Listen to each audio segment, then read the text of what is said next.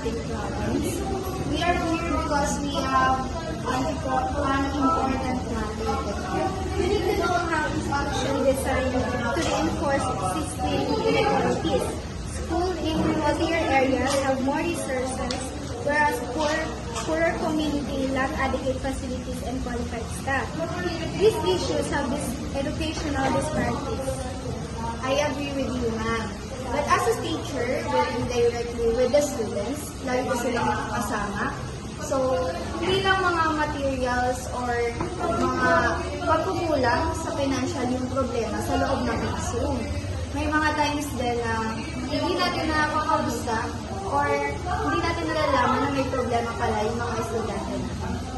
Excuse me, ma'am, we would like to address some lack of facilities in our school, especially laboratories, since laboratories for us is very important. And doon po sa mga ibang students na hindi po kayang maka-afford ng mga supplies, lalo na po sa projects or groupings namin, na doon po namin nakifeel na parang na-left out po kami. Mayor, I would also like to open up one time na dito sa province natin, sa iba't ibang school sa province natin, is yung indigenous student or yung ETA is nadi-discriminate sila.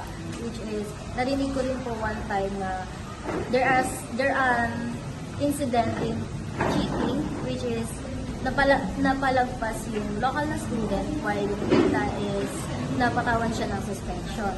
Which is, as you can see, racial inequality here in our province is still there.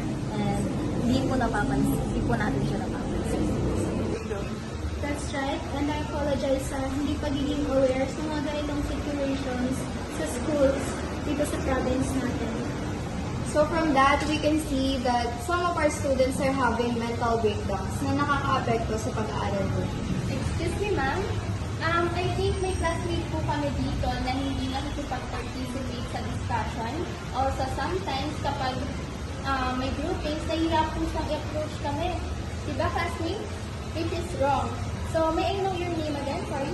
Bernadine. Also, it's Bernadine. So, I think Bernadine having difficulties out of school. So, kaya minsan, kapag discussion, nakatulala na lang siya, tahimik sa gilid, at nahihirapan din siyang i-pick up yung lesson na tinuturo mo, ma'am. And I wanna know why, Bernadine, no offense, please. Well, Miss Jaire, As you all know na I'm sobrang tahimik ko talagang student. And since nai-address na naman po, gusto ko lang sabihin na totoong nagkakaroon kami ng difficulties inside our house. is it okay na i-open mo to, Miss Bernadine? If hindi, it's okay, it's fine. Don't worry, I am open to tell it now, ma'am. Things are hard inside our house that makes me act like this po.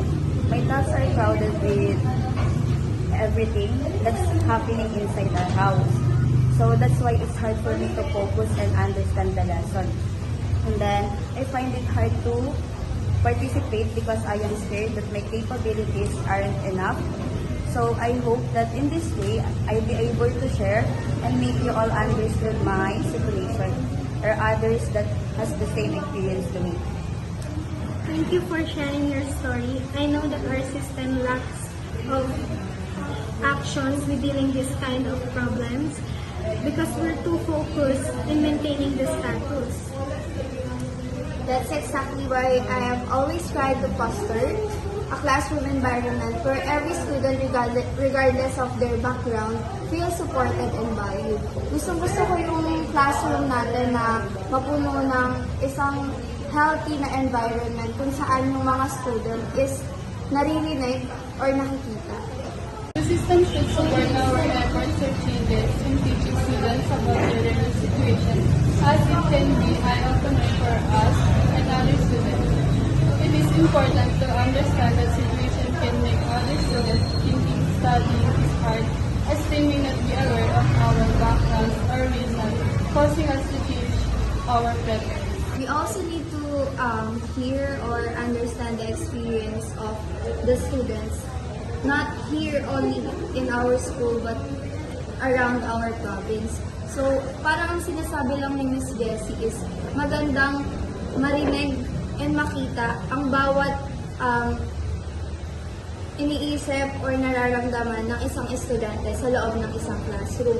Parang nakakatulong ito para sa pagkakaroon ng pagbabago in terms with this issue.